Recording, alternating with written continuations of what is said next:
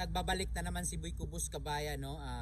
Magandang umaga kabayan. Grabe yung umaga dito sa Middle East ngayon kabayan, malamig. So gusto nyo bang malaman kabayan kung paano makapag-abroad yan, no? Mga kasama ko, mga Pilipino, iba-iba at may ibang lahi. Gusto nyo bang malaman kung paano makapunta dito sa Middle East? Gusto nyo bang mag-abroad?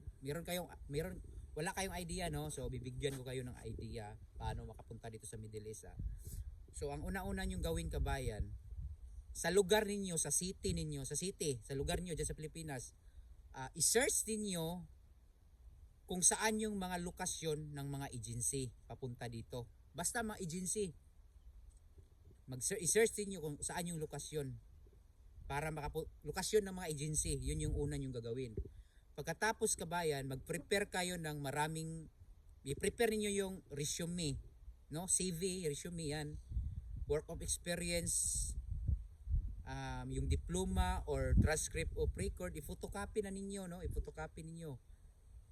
No? Tapos tawag dito, kung may in situ kayo, in situ, i-photocopy ninyo, isama ninyo.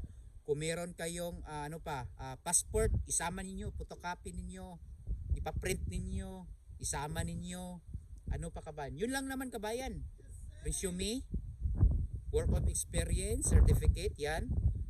Mga sa paaralan ninyo na mga diploma, transcript of record, yun.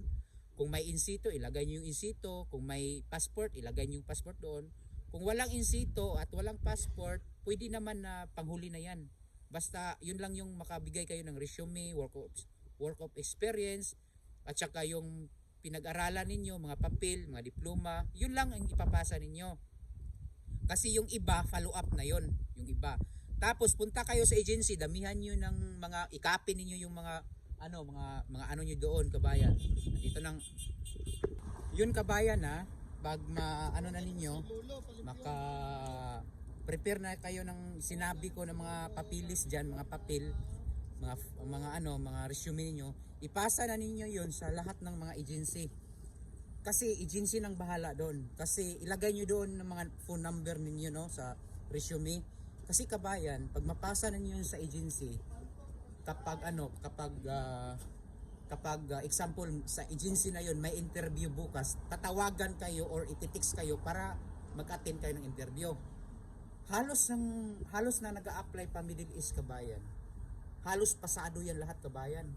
Basta makasagot ka lang, basic English lang kabayan at kunting basic English lang, no, basic, at saka yung sa mga kabayan, mga tawag dito, yung mga trabaho sa electrical, madali lang yung mga question kabayan, alam mo ba how to you draw 3-way switch, mga ganun lang kabayan, line 1 line 2, mga ganun lang, basic lang na mga question yung yung mga magtatanong sa iyo, basic na question lang.